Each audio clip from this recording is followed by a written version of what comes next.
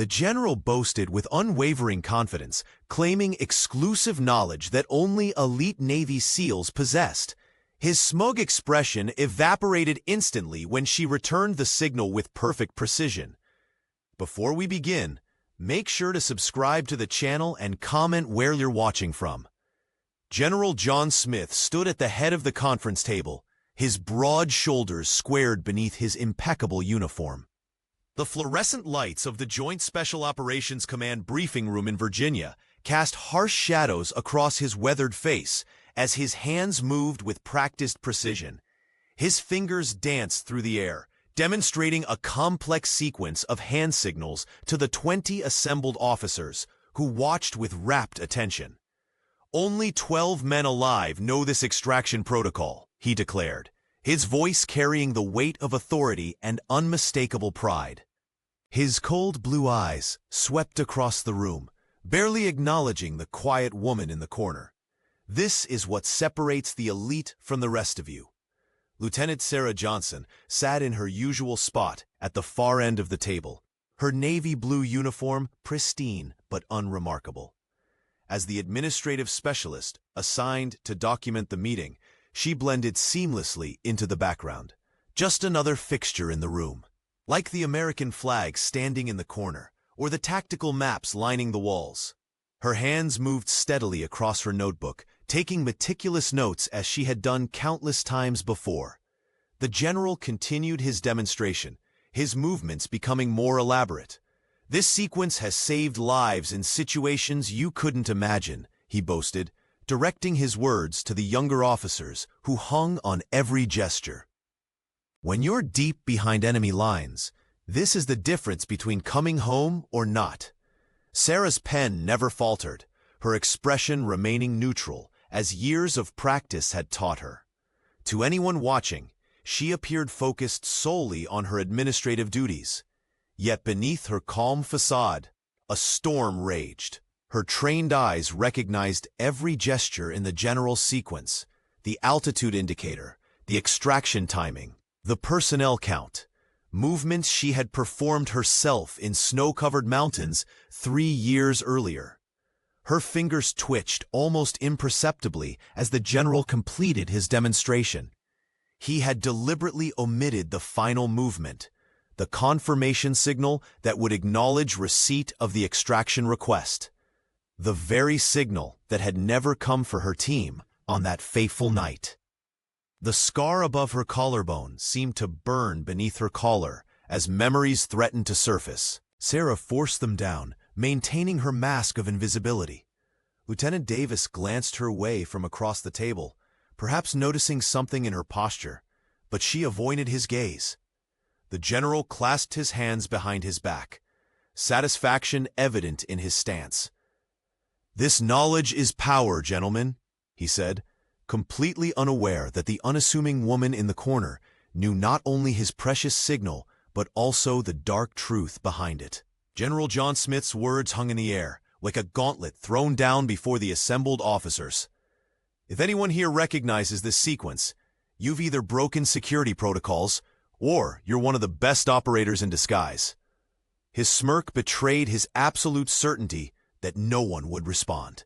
The hand signals he had demonstrated were supposedly known only to an elite circle, a secret language of survival reserved for the highest echelons of special operations.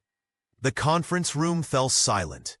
Officers exchanged uncomfortable glances, some shifting in their seats while others stared straight ahead, unwilling to meet the general's challenging gaze. Lieutenant Michael Davis nervously adjusted his collar, his eyes briefly flicking towards Sarah in the corner.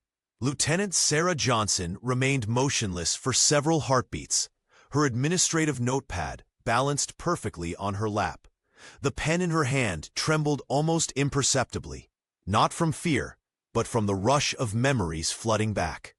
Every gesture the general had demonstrated was burned into her muscle memory, etched there by countless hours of training and one horrific night when those signals had meant life or death. Without a word, Sarah rose from her chair. The sudden movement drew all eyes to her slender figure, typically so forgettable in the background of military proceedings. She stepped forward, her movements deliberate and precise. With practiced fluidity, her hands began to move. Each gesture flowed into the next, mirroring the general's demonstration with flawless accuracy. But she didn't stop where he had. Her hands continued, adding one final, crucial motion, the elevation indicator essential for mountain extractions. The room felt deathly quiet. Colonel Richard Johnson's mouth hung slightly open, his usual stern demeanor cracked by shock. Commander Claire Bernard leaned forward, her analytical mind visibly reassessing everything she thought she knew about the administrative specialist. "That's not the complete signal, sir," Sarah said, her voice unwavering despite the tension crackling through the air. "You omitted the altitude marker. Critical for mountain operations." General Smith's face transformed. The arrogant smile vanished, replaced by a pallor that made the metals on his chest seem suddenly heavy. His eyes narrowed, darting between Sarah's hands and her face as recognition slowly dawned. "Who are you?" he demanded, but the commanding tone that had intimidated so many now carried an undercurrent of fear. Sarah stood tall, her administrative disguise falling away like a veil, as she held the general's gaze without flinching. For the first time in 3 years, she allowed herself to be seen, not as the quiet note-taker, but as the operator she truly was. Hours earlier, Sarah Johnson had sat alone at her desk, organizing classified documents with obsessive care.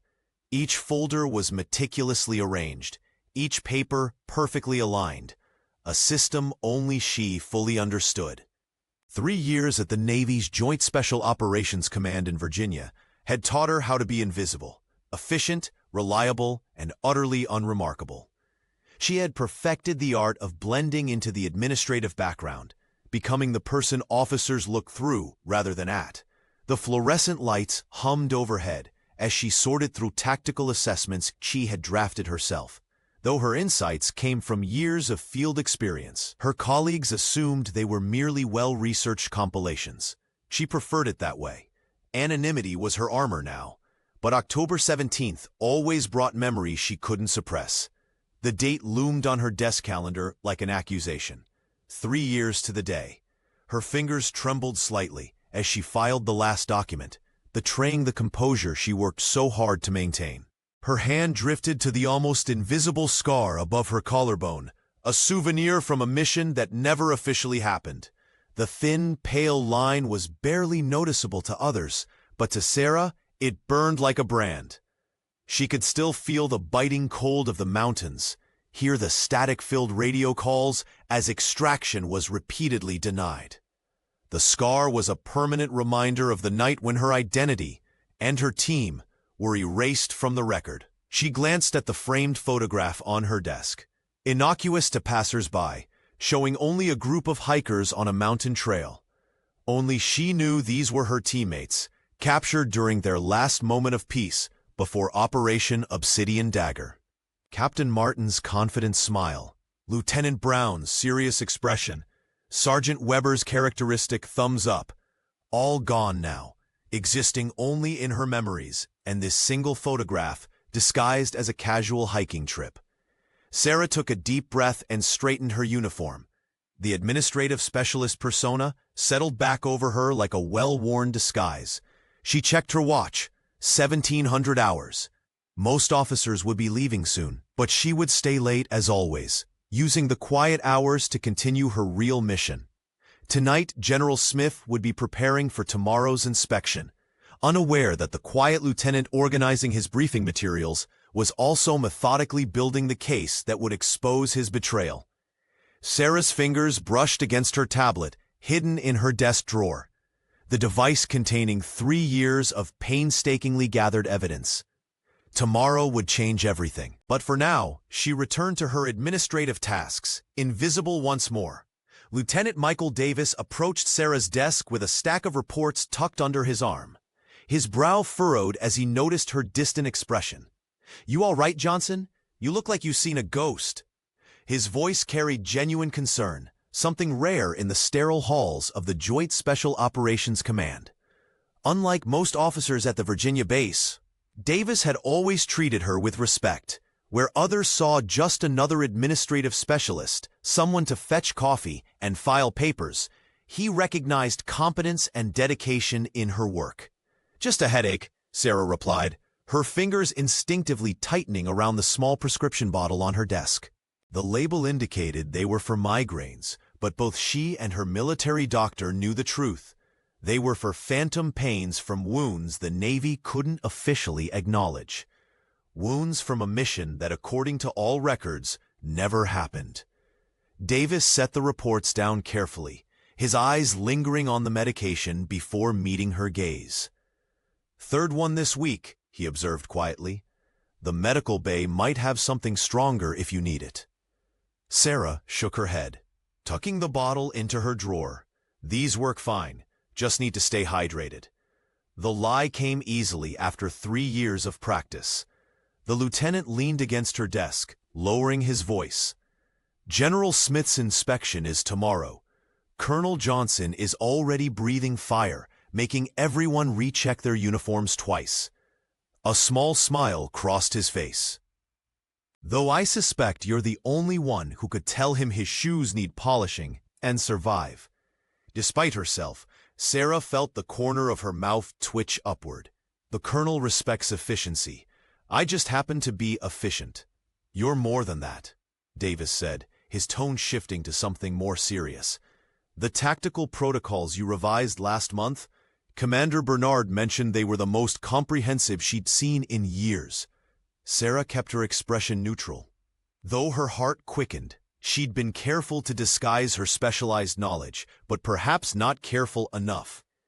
"Just doing my job, sir." Davis straightened, sensing her discomfort. "Well, whatever's bothering you, Johnson, I hope it passes. We need you at your best tomorrow."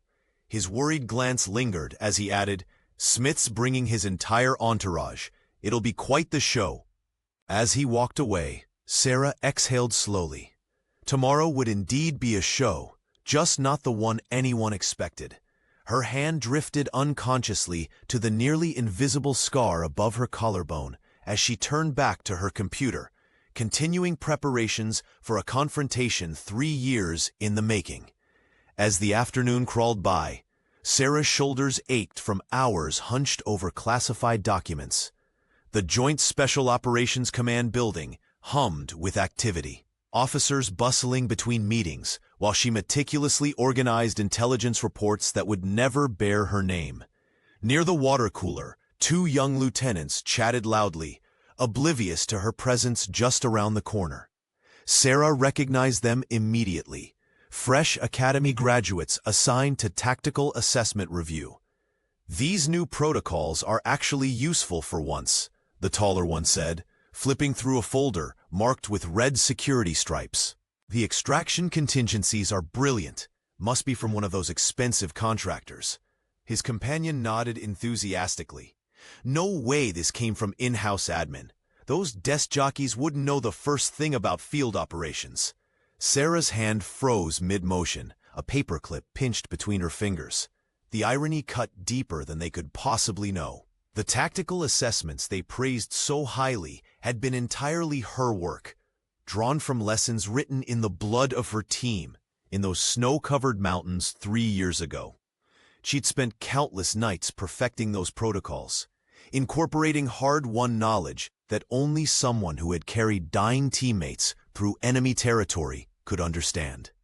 The extraction contingencies they admired had been born from her desperate 14 months alone in hostile territory when no extraction came. Lieutenant Commander Sarah Johnson, though they only knew her as the quiet administrative specialist, had more field experience than both young officers combined. Yet here she stood, invisible, as they dismissed her entire department as desk jockeys. She caught Lieutenant Davis watching her from his workstation. His expression suggested he'd overheard too, his eyes offering silent support. Unlike most, Michael had always treated the administrative staff with respect. Sarah straightened her uniform and stepped into view.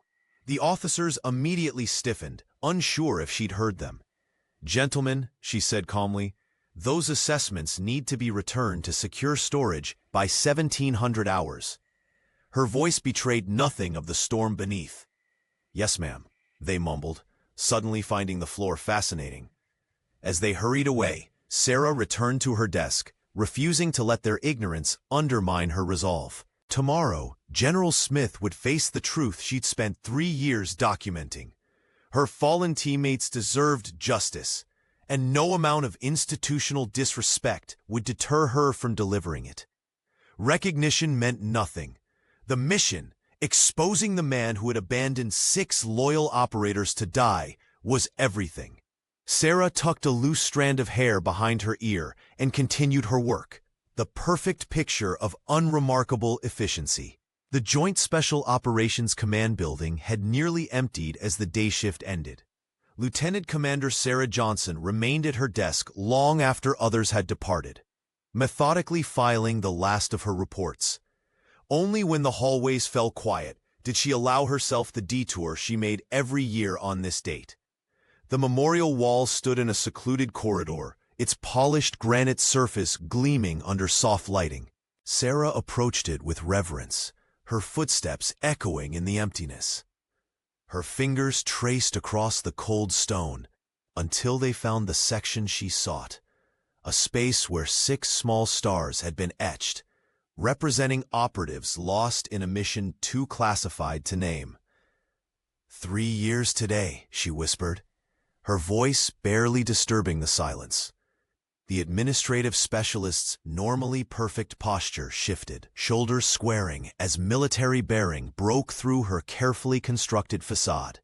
For this brief moment, with no witnesses present, she allowed herself to be the ghost team leader once more. Each star represented a face, a name, a life. Captain Paul Martin, whose final radio transmission had been cut short. Lieutenant Robert Brown, whom she'd carried through mountain terrain until his breathing stopped. Sergeant Weber, Corporal Davis, Specialist Thompson, and Staff Sergeant Miller, all gone in a single night of betrayal. Sarah pressed her palm flat against the memorial, as if trying to reach through the stone to touch her fallen comrades. The granite remained unyielding, just like the official records that listed her team as casualties of extreme weather and enemy action, rather than victims of abandonment. "I haven't forgotten," she promised the empty hallway. "I'm getting closer." The security cameras would show nothing unusual, just a dedicated administrative specialist paying respects at the memorial, as many did. None would detect the subtle changes in her bearing or the fierce determination in her eyes, as she memorized once again the precise location where her team's names should have been inscribed. As quickly as it had emerged, the commander's true identity disappeared beneath her administrative shell.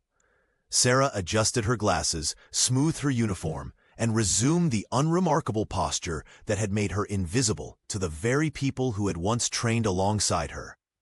She moved through the hallways with practiced efficiency, nodding politely to the night security staff as she exited the building. To anyone watching, she was simply Lieutenant Johnson, heading home after a long day, not a ghost returning to haunt those who had left her for dead. Back in her small apartment, Sarah Johnson performed her nightly ritual with mechanical precision. She swept the living room for bugs, checked window locks, and scanned the street below for unfamiliar vehicles, habits ingrained from years of operational security. The modest one-bedroom in Virginia was Spartan, functional rather than comfortable, a temporary base rather than a home. Satisfied the space was secure, she moved to the bookshelf and pressed a hidden mechanism. The false panel slid open silently, revealing her past life. Her fingers traced the worn edges of a battered tactical vest, the fabric still carrying faint traces of mountain dust. Beside it lay the blood-stained catch she'd torn from her uniform before assuming her administrative identity, the only physical proof she'd been part of Ghost Team. "Soon," she whispered, the word hanging in the empty room. Sarah retrieved the secure tablet, hidden beneath a loose floorboard under her bed. The device powered on with a soft glow, illuminating her determined face in the darkness. For 3 years, she'd been methodically gathering evidence, a digital paper trail that connected General Smith to the betrayal that had cost 6 lives. The lieutenant commander scrolled through encrypted communications, mission logs, and weather reports from that fateful night in the mountains. The evidence was damning. Extraction had been possible despite Smith's claims about severe weather conditions. His denial of support hadn't been due to impossibility, but calculation, a cover-up for an unauthorized operation gone wrong. Most incriminating was the series of deleted communications she'd recovered, showing Smith had known their position but deliberately abandoned them to maintain plausible deniability. The general had built his reputation on their supposed failure, never expecting anyone to return and challenge his narrative. Sarah opened a folder containing photos of her team, Captain Martin's confident smile, Brown's serious expression, Weber's characteristic smirk, Davis looking away from the camera, Thompson's determined gaze, and Miller's fatherly presence. Their faces fueled her resolve. She closed the tablet and returned it to its hiding place. Tomorrow, at the command center, General Smith would perform his inspection. Never suspecting that the unremarkable administrative specialist had been planning this confrontation for years, Sarah moved to the window, staring at the distant lights of the military base. Her hand unconsciously touched the scar above her collarbone, a permanent reminder of promises made to dying teammates in snow-covered mountains. Tomorrow, she promised the ghost that had followed her home, everyone will know what he did to you. Sleep eluded Lieutenant Commander Sarah Johnson as nightmares clawed at her consciousness. Each time she closed her eyes, the snow-choked mountains of Operation Obsidian Dagger materialized with terrifying clarity. The howling wind, the biting cold, and the radio static, punctuated by her teammates' desperate cries, echoed in her mind, as if the mission had happened yesterday, not 3 years ago. She tossed in her bed, sheets tangling around her legs as she relived carrying Sergeant Robert Brown through the darkness. His blood had frozen on her uniform as she dragged him toward what should have been their extraction point. The weight of his body, growing heavier with each step through knee-deep snow, was a sensation her muscles still remembered. "Stay with me, Brown," she whispered into the darkness of her apartment, the words automatic, a ghost of commands given long ago. Sarah could still hear Captain Paul Martin's final transmission crackling through her earpiece. "Johnson, get them out. That's an order." His voice had been steady even as gunfire erupted in the background. She'd never heard from him again. The memory that cut deepest was the crushing denial of extraction. The moment when General Smith's voice had come through, cold and detached. Negative on extraction. Weather conditions unfavorable. Mission compromised. She'd known then it was a lie. The skies had been clear enough. They'd been abandoned. When her alarm finally sounded at 5, Sarah had been awake for hours. She rose mechanically, her body operating on military precision despite the exhaustion. In her bathroom mirror, she studied the dark circles under her eyes and the almost invisible scar above her collarbone, a permanent reminder of her survival when the others hadn't. The administrative specialist moved with deliberate care as she dressed in her crisp uniform. Each button fastened, each crease aligned with perfection. She applied minimal makeup, enough to look presentable but not enough to be noticed. Her hair was pulled back into a regulation bun, tight and unremarkable. Sarah swallowed her morning painkillers with a glass of water, grimacing at the bitter taste. The medication dulled the persistent ache from old injuries that the Navy had never officially treated. As she pinned her lieutenant's bars to her collar, Sarah allowed herself one moment of truth before the mask descended. Today, she promised her reflection, her voice barely audible in the quiet apartment. Then she straightened her shoulders, softened her gaze, and let the forgettable persona of Lieutenant Johnson, administrative specialist, settle over her like armor. Her mask of invisibility was ready for one last performance, the day she would finally bring General Smith's betrayal to light. The command center buzzed with nervous energy as officers prepared for General Smith's inspection. Uniformed personnel darted between workstations, adjusting monitors and straightening already immaculate desks. Colonel Richard Johnson paced the floor, his collar darkening with sweat, despite the room's aggressive air conditioning. "Johnson!" the colonel barked, making Sarah look up from her meticulously organized station. "Keep your administrative work to a minimum today.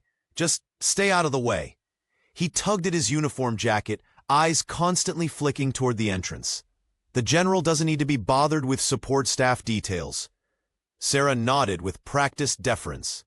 "Yes, sir." Her voice was deliberately neutral, betraying nothing of the purpose that had sustained her for 3 long years.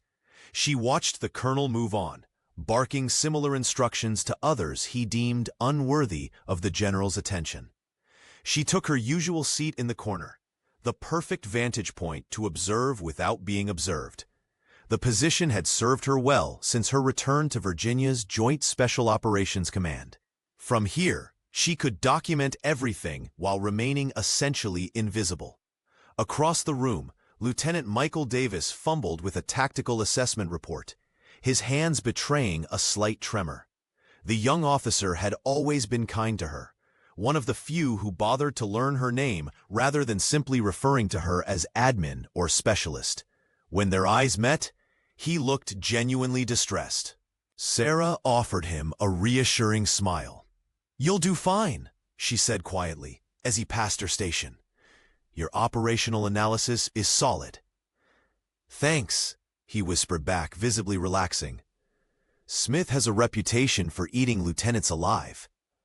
If only he knew the true extent of the general's appetites, Sarah thought, maintaining her pleasant expression. Beneath her desk, her fingers brushed against the secure tablet tucked into her briefcase, the repository of evidence that would soon shatter Smith's carefully constructed facade. The tension in the room was palpable, rippling through the staff like an electric current. Junior officers straightened papers that needed no straightening. Intelligence analysts triple-checked displays showing information they'd verified a dozen times already. Through it all, Sarah remained the eye of the hurricane, perfectly still, utterly composed. No one looking at the unremarkable administrative specialist would guess at the storm that brewed beneath her calm exterior, or suspect that in less than an hour, she would bring one of the military's most respected generals crashing down. At precisely 800 hours, General John Smith swept into the building with the calculated precision of a predator. Flanked by 2 stone-faced aides, he radiated authority from his perfectly pressed uniform to his polished shoes. His cold eyes methodically scanned the room for imperfections, cataloging every detail as potential ammunition. They lingered briefly on Sarah before dismissing her. Just another administrative specialist, forgettable and irrelevant to his agenda. The command center fell into tense silence. Colonel Johnson straightened his already rigid posture, a thin line of sweat forming at his hairline despite the room's cool temperature. The general's reputation for ruthlessness preceded him, and today would be no exception. "Your tactical response protocols are outdated," Smith barked at a young lieutenant who visibly flinched. "Unacceptable for a facility of this caliber." Sarah kept her head down, pen moving steadily across her notepad. She'd witnessed this performance before, the calculated intimidation, the strategic dismantling of confidence. The general moved through the room like a storm, leaving shaken officers in his wake. When he reached her workstation, Sarah felt the weight of his presence without looking up. His cologne carried notes of cedar and something metallic, reminiscent of gun oil. The general's hand reached down, picking up her meticulously organized folder on tactical protocols. "Johnson, explain these modifications to standard extraction procedures," he demanded, flipping through pages she had carefully prepared over months. "Sir, the modifications account for high-altitude communication failures documented in 3 separate operations last year," she answered without raising her eyes, her voice steady and professional. "The secondary protocol ensures redundancy when primary channels are compromised." The folder contained subtle breadcrumbs, carefully placed references to Operation Obsidian Dagger, disguised as standard procedural updates. Each page was another strand in the web she'd been weaving since her return. General Smith grunted, clearly surprised by her thorough response, but unwilling to show it. He placed the folder back on her desk with a dismissive tap of his fingers.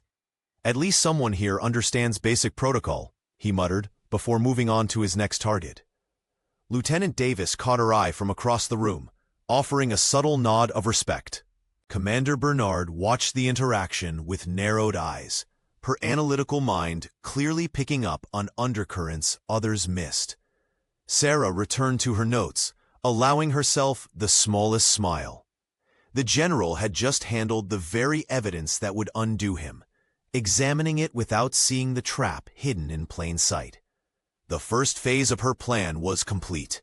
Now she needed only to wait for the afternoon briefing, when the signal demonstration would give her the opening she'd spent 3 years preparing for.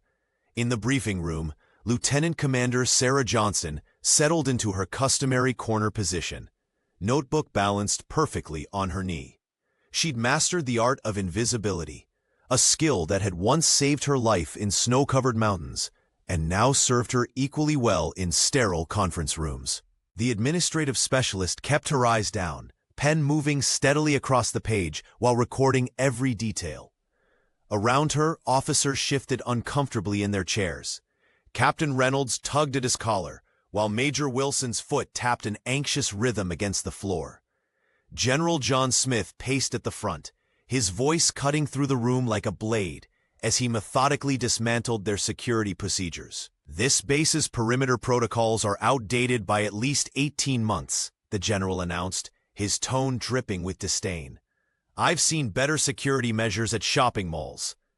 Colonel Richard Johnson flushed crimson, stammering through an explanation about budget constraints and pending approvals. Sarah observed the familiar dynamic, Smith building himself up by tearing others down, a tactic she'd witnessed in operation briefings years before. "Sir, with respect," Lieutenant Michael Davis attempted, "we've implemented several improvements to the—" "Improvements?" Smith interrupted, eyebrows raised in mock surprise. "Is that what you call this patchwork system?" But tension in the room thickened. Sarah's pen paused mid-sentence when Smith began detailing a security protocol that contained a critical error. Her mind raced through the updated guidelines she'd processed just last week. "Excuse me, General," she said, her voice quiet but clear. "Security Directive 473 actually revised that approach last month. The new protocol requires biometric verification at all access points, not just primary entrances." The room fell silent. All eyes turned toward the administrative specialist, who rarely spoke during briefings. Sarah maintained her professional demeanor, though her heart hammered against her ribs. "And you know this how, Lieutenant?" Smith asked, his voice dangerously soft.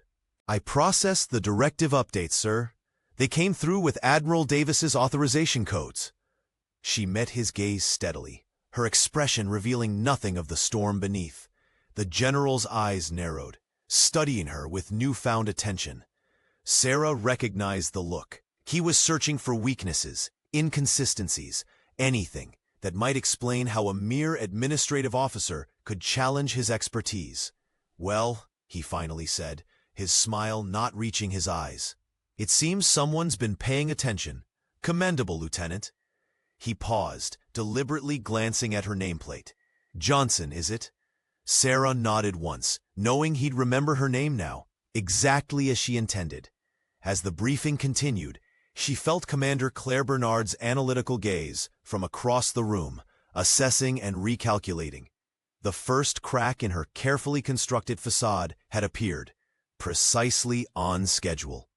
Commander Claire Bernard stood at the edge of the briefing room, her sharp eyes tracking every movement in the crowded space. Unlike most of the officers present, Claire's attention wasn't fixed on General Smith's presentation, but rather on the unassuming figure taking notes in the corner. Lieutenant Sarah Johnson's behavior had triggered the intelligence officer's finely tuned radar. While others saw only an administrative specialist, Claire noticed the subtle inconsistencies. Sarah's posture, though deliberately casual, revealed military bearing that went beyond basic training. Her note-taking was too precise, too focused on tactical elements rather than administrative details. Most telling was her reaction to the general's technical errors, the almost imperceptible tightening around her eyes, a reaction only someone with specialized knowledge would have. When the general called for a 15-minute break, Claire navigated through the crowd with deliberate casualness. She poured 2 cups of coffee from the refreshment table, using the mundane task as cover for her approach. "Thought you might need this," Claire said, placing 1 cup beside Sarah's notebook. "Long day ahead." Sarah looked up, her expression carefully neutral. "Thank you, Commander." "I noticed you've been putting in extra hours lately," Claire continued, leaning against the wall. "Working late, Lieutenant?" Sarah's fingers tightened almost imperceptibly around her pen. "Just trying to stay on top of things. The General's inspections require thorough preparation." Claire nodded, taking a slow sip of her coffee. "Your tactical assessments have been exceptional, unusually detailed for administrative work." A flash of something, recognition, perhaps wariness, crossed Sarah's face before disappearing behind her professional mask. "I try to be thorough." "Thoroughness is one thing, expertise is another," Claire replied, her tone friendly but her gaze unwavering. "Your analysis of extraction protocols last month showed remarkable field insight." The tension between them crackled with unspoken questions. Claire Bernard had spent years reading people, identifying patterns, and right now, every instinct told her that the woman before her was not simply an administrative specialist.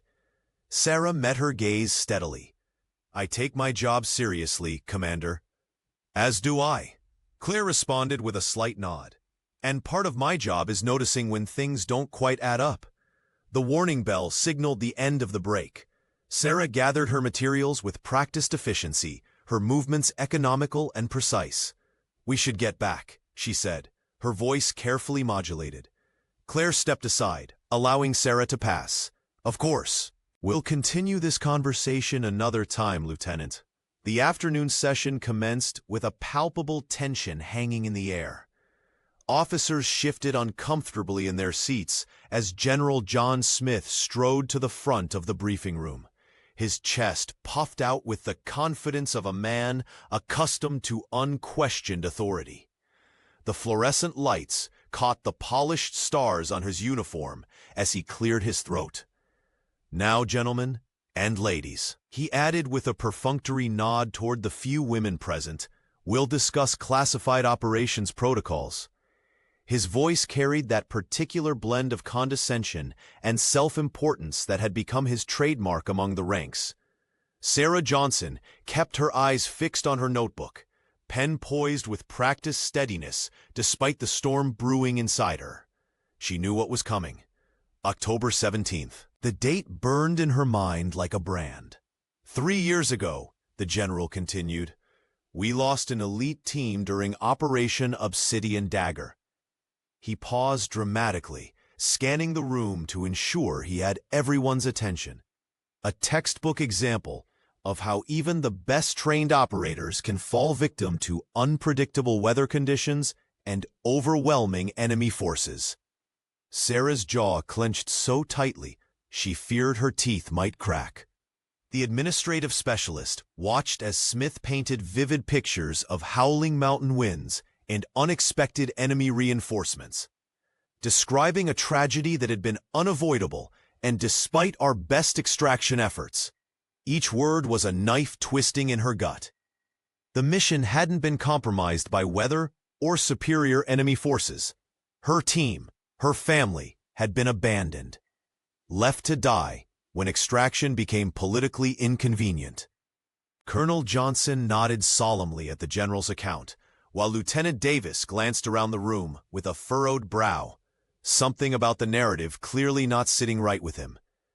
The loss of Captain Martin and his team was regrettable, Smith continued, his voice dropping to a respectful murmur that made Sarah's blood boil. But their sacrifice advanced our understanding of operational security in hostile territories. Commander Bernard, seated near the front, tilted her head slightly, her analytical mind clearly detecting inconsistencies in Smith's narrative. Her eyes briefly met Sarah's across the room, a fleeting moment of shared suspicion. Sarah's fingers tightened around her pen as memories flooded back. The desperate radio calls, carrying Brown through knee-deep snow. Martin's final transmission cut short. The general was rewriting history, transforming his calculated betrayal into an unfortunate accident of war. As Smith continued his self-aggrandizing speech, Sarah's resolve hardened. Today, after 3 long years of gathering evidence and rebuilding her strength, she would finally reveal the truth. The general's carefully constructed facade was about to crumble, and she would be the one to bring it down. General Smith positioned himself at the center of the briefing room, his posture rigid with self-importance, as he transitioned to what he clearly considered the highlight of his presentation. The fluorescent lights caught the polished brass on his uniform as he began to speak about Operation Obsidian Dagger. The extraction protocols developed for this mission represent the pinnacle of our tactical communication systems, John announced, his voice resonating with pride. What I'm about to demonstrate is known only to a select few, the most elite operators in our special forces. The assembled officers leaned forward, captivated by the general's theatrical display. His hands moved with practiced precision, fingers forming shapes that appeared random to the untrained eye, but carried life-or-death significance in the field. Smith's movements were fluid, yet deliberate, each gesture flowing into the next with military precision. This sequence, he continued, scanning the room with a smug expression, would signal immediate extraction under hostile conditions. Only 12 men alive today are authorized to know this protocol. From her corner position, Sarah Johnson watched with growing tension. Her trained eye immediately spotted the deliberate omission, the altitude marker that would have indicated extraction coordinates in mountainous terrain. Without it, any helicopter would be searching blind, potentially circling above exposed operators. That missing gesture had cost her team their lives 3 years ago. Her fingers twitched involuntarily, muscle memory from countless drills and one fateful night in snow-covered mountains, threatening to betray her carefully constructed cover. The lieutenant commander fought to keep her hands still, pressing them flat against her notebook as memories flooded back. The radio static, the desperate wait for extraction that never came, the realization that they had been abandoned. Commander Bernard glanced in Sarah's direction, her analytical mind perhaps noticing the administrative specialist's unusual tension. But Sarah maintained her facade, even as her pulse quickened and her scar seemed to burn beneath her crisp uniform collar. This signal, Smith concluded with theatrical finality, is the difference between life and death in the field. Its security is paramount to our operations. The irony was almost unbearable. Sarah had spent 14 months fighting for survival after that signal failed to bring salvation. Not because the protocol was flawed, but because it had been deliberately ignored. Her fingers curled around her pen, the plastic nearly cracking under her grip as she fought the urge to stand and complete the sequence properly. The general's deception hung in the air, a challenge Sarah knew she could no longer ignore. The time for hiding was coming to an end. The challenge hung in the air, like a gauntlet thrown. General John Smith stood tall, his chest puffed with the confidence of a man who believed his knowledge was exclusive. The officers around the table shifted uncomfortably, none daring to respond to his demonstration of the classified extraction signal. "Anyone?" the general prompted, a smirk playing at the corner of his mouth. "As I thought, this sequence is known only to the most elite operators." Sarah watched from her corner position, her heart hammering against her ribcage. The signal, her signal, played before her eyes like a cruel reminder of that snowy night in the mountains. The night her team had waited for an extraction that never came.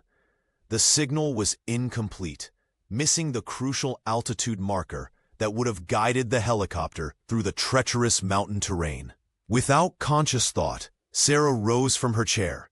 The room fell silent as all eyes turned to the administrative specialist who had, until now, been practically invisible.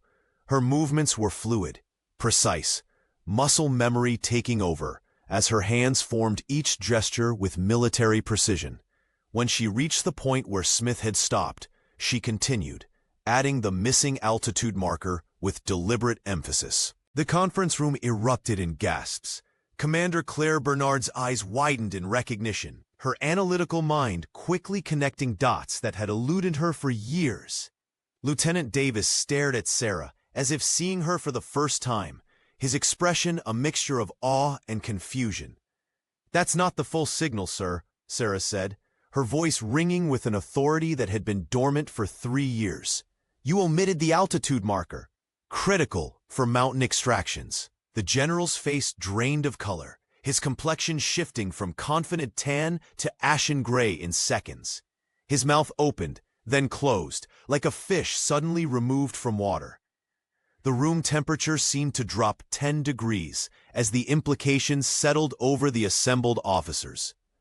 "Who authorized you to—" Smith began, but his voice faltered as Sarah's gaze locked with his. "No one authorized me, sir," she replied, her tone steady despite the adrenaline coursing through her veins. "I didn't need authorization. I was there." Colonel Johnson half rose from his seat, stammering incoherently as he looked between the general and the lieutenant. The power dynamic in the room had shifted irreversibly. Smith's hand trembled slightly as he reached for his water glass, buying precious seconds to compose himself. "Lieutenant Johnson," he finally managed, using her rank as if it were a shield, "we'll discuss this breach of protocol in private." But it was too late. The secret was no longer his alone. The truth Sarah had carried for 3 long years was finally breaking free, and nothing, not even a general's authority, could contain it now. General Smith's mask of composure cracked, revealing the panic beneath his carefully maintained facade. His face paled as the implications of what had just happened crashed over him like a tidal wave. The hand that had been confidently gesturing moments before now trembled slightly at his side. "Who the hell are you?" he demanded, his voice wavering between rage and fear. The room had gone deathly quiet, every officer frozen in place, witnessing something none had expected when the day began.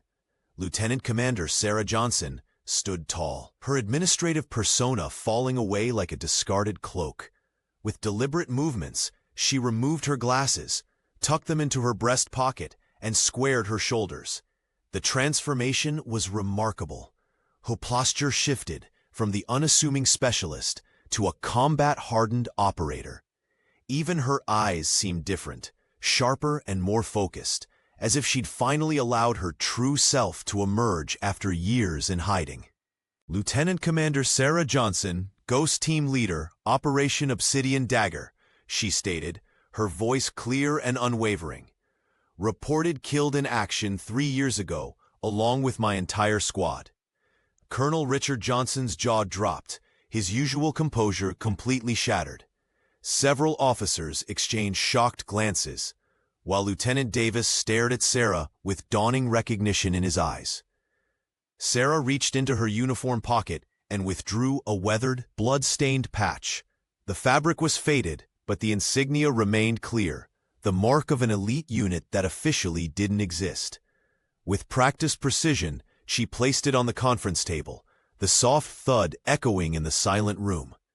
"This is my proof, sir," she said, emphasizing the honorific with subtle disdain.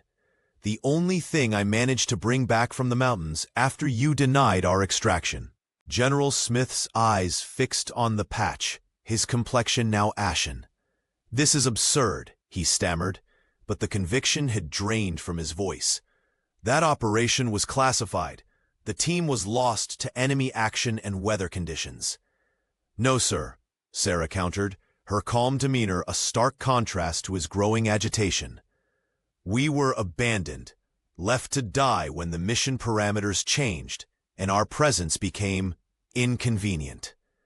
Commander Claire Bernard stepped closer, her analytical gaze moving between Sarah and the general. The intelligence officer's expression revealed nothing, but her positioning, slightly closer to Sarah than to Smith, spoke volumes. The blood-stained patch lay between them on the polished table surface, undeniable evidence of a truth the military had buried, alongside empty coffins and redacted reports. A deafening silence engulfed the conference room.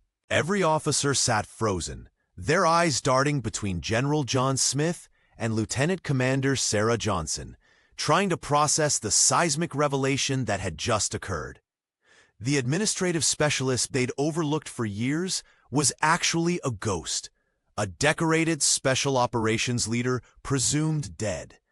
Colonel Richard Johnson's mouth opened and closed several times, his face flushed with confusion. This is impossible," he finally stammered. His usual authoritative demeanor completely shattered. He gripped the edge of the table for support, papers forgotten beneath his trembling hands.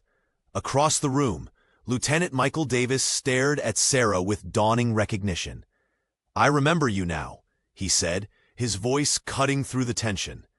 "You led that advanced tactical training at Coronado 3 years ago. Your extraction protocols were revolutionary." His eyes reflected not just recognition, but profound respect, as if seeing her truly for the first time. Several officers murmured, recalling briefings and training sessions where Sarah's methods had been taught without attribution. The pieces were falling into place, creating a picture that none of them had been prepared to see. Commander Claire Bernard rose from her seat, her analytical mind having already connected the dots. The intelligence officer moved to stand beside Sarah, her presence a clear statement of allegiance. "I've been tracking inconsistencies in our administrative protocols for months," Claire announced, her voice carrying the weight of her position. Her work was too precise, too tactically sound. The threat assessments, the extraction protocols, the mission parameters, they weren't written by someone who learned from a manual. She gestured toward Sarah with unmistakable respect. They were written by someone who lived it. Only a field operator with extensive combat experience could have developed systems this effective. The room's atmosphere shifted palpably. Officers who had dismissed Sarah for years now looked at her with new eyes, some with admiration, others with shame. The tide of opinion was turning rapidly against the general, whose face had grown increasingly ashen. A senior officer in the back straightened his uniform and nodded toward Sarah. "I always wondered why our admin specialists knew more about tactical positioning than half our field commanders." Another added, "Those extraction protocols she implemented last year saved my team in Kandahar." The balance of power in the room had irrevocably shifted. General Smith stood isolated, his authority crumbling as his deception was laid bare. His eyes darted toward the door, calculating an escape that would never come. The truth had finally found its voice, and it spoke with the quiet authority of a woman who had survived the impossible to deliver justice for her fallen comrades. Sarah Johnson stood tall, her military bearing returning fully as she methodically laid out the evidence she'd gathered over 3 years. She placed a series of documents on the conference table, communication logs showing denied extraction requests, after-action reports with contradictory information, and orders bearing General Smith's signature, authorizing the abandonment of her team. "These are the facts, sir," she said, her voice unwavering despite the emotion behind her words. "Operation Obsidian Dagger wasn't a tragic accident. You didn't lose us." She paused, meeting John Smith's eyes directly. "You abandoned us to cover up an unauthorized mission that went wrong." The general's face flushed crimson. "This is preposterous. You're violating every security protocol we have." His finger jabbed toward her accusingly. "I'll have you court-martialed for this breach." Around the table, officers shifted uncomfortably, the atmosphere electric with tension. Colonel Richard Johnson looked between Sarah and the general, his usual confidence evaporating as the evidence mounted.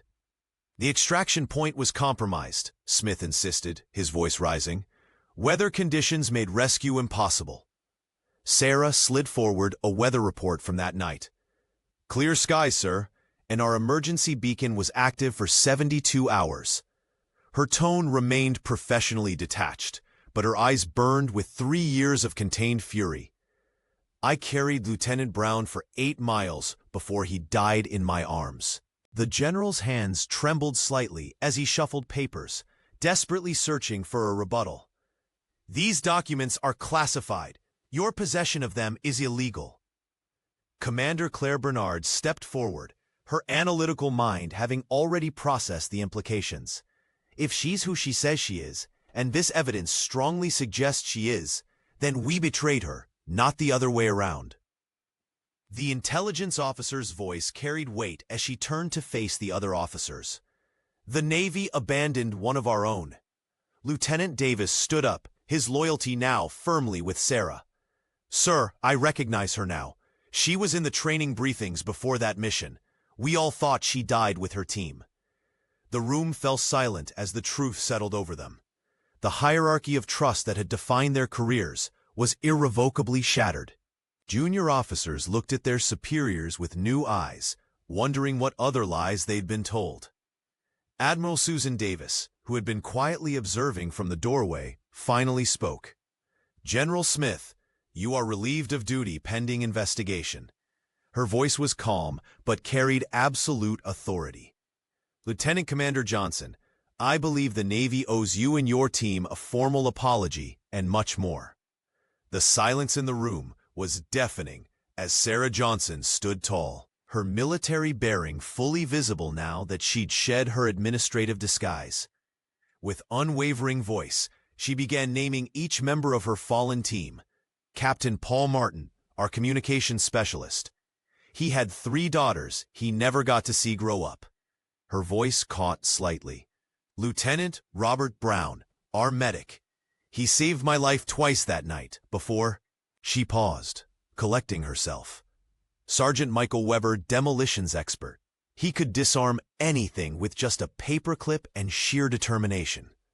As she continued, tears glistened in her eyes but refused to fall. Corporal James Davis, our youngest. It was his first mission with us. Her fingers traced the outline of her scar unconsciously. Specialist Emily Thompson, our linguist. She translated the intercepted message that could have saved us all if it had been properly relayed. The accusation hung in the air, directed at General Smith. And Staff Sergeant Peter Miller, my second in command. He made me promise to tell the truth if I survived. Lieutenant Davis watched in stunned silence as Sarah recounted carrying her teammates' bodies to a sheltered cave, marking their positions with GPS coordinates she'd memorized.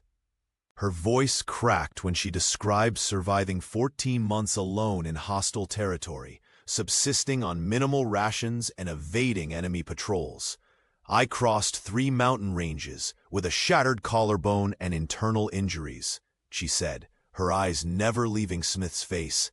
I made it to a village where an aid worker recognized my military training and contacted an embassy. But when I returned, I was told my team never existed. Commander Bernard stepped forward, placing a supportive hand on Sarah's shoulder. The intelligence officer's face showed a mixture of professional respect and personal outrage at what her fellow service member had endured. The door opened, and Admiral Susan Davis entered the room. Her presence commanded immediate attention. Her uniform impeccable, her expression grave but compassionate. The officers snapped to attention. The Admiral approached Sarah directly, ignoring protocol to address her first. Commander Johnson, she said, using Sarah's proper rank, your survival and courage are extraordinary. The Navy owes you and your team the honor you were denied. Sarah stood rigidly at attention, but her eyes revealed the impact of those words, official recognition after years of invisibility. Your service record will be restored, Admiral Davis continued, her voice carrying to every corner of the room. And I personally guarantee a full investigation into the circumstances of Operation Obsidian Dagger. For Sarah, these words were a balm after years of isolation, not just acknowledgement of her existence, but a promise that her fallen brothers and sister would finally receive the recognition they deserved. A month later, Lieutenant Commander Sarah Johnson stood at the memorial wall, the polished granite cool beneath her fingertips. Surrounding her were the families of her fallen teammates, their faces etched with a mixture of grief and pride.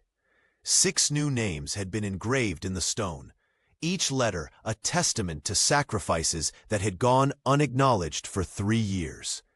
Admiral Susan Davis stood at attention nearby, her presence lending official recognition to the ceremony. The families of Captain Paul Martin, Lieutenant Robert Brown, Sergeant Michael Weber, Corporal James Davis, Specialist Emily Thompson, and Staff Sergeant Peter Miller gathered close, some clutching photographs, others holding hands for support. "They were the best of us," Sarah said, her voice steady despite the emotion threatening to break through. "They deserve to come home, and they deserve to be remembered." Commander Claire Bernard approached with a wooden box containing 6 trident pins, the elite symbol Sarah had insisted upon. The intelligence officer's eyes reflected understanding as she handed the box to Sarah, their shared knowledge of the truth creating an unspoken bond. One by one, Sarah placed the pins beneath each name, her movements deliberate and reverent. For Captain Martin, whose final radio transmission had saved her life. For Lieutenant Brown, whom she'd carried through mountain passes until his last breath. For each teammate who'd trusted her leadership until the end. Lieutenant Michael Davis watched from a respectful distance, his expression solemn. He'd been one of the first to believe her story, long before the evidence forced General Smith's resignation and subsequent investigation. The Navy Cross Medal rested in its case at Sarah's side, not worn on her uniform, but present as a symbol. When Admiral Davis had presented it weeks earlier, Sarah had accepted it not for herself, but for the team she couldn't save. The honor felt hollow without them, yet necessary for their legacy. Colonel Richard Johnson, now visibly humbled by the truth, stood at attention. His previous dismissiveness toward the administrative specialist had transformed into genuine respect for the commander she truly was. As the ceremony concluded, families approached to embrace Sarah, sharing stories and photographs of loved ones she'd known in their final moments. These connections, painful yet healing, bridged the isolation she'd endured for years. Later, Sarah faced a group of young operators in training, her posture straight, her gaze unwavering. The trauma remained, but purpose had replaced vengeance. "No operator gets left behind again," she told them, her voice clear and commanding. "Not on my watch." The words weren't just a promise to the fallen, but a commitment to transform the system that had failed them. Sarah Johnson had returned from the dead, not just for justice, but to ensure their sacrifice would protect those who followed.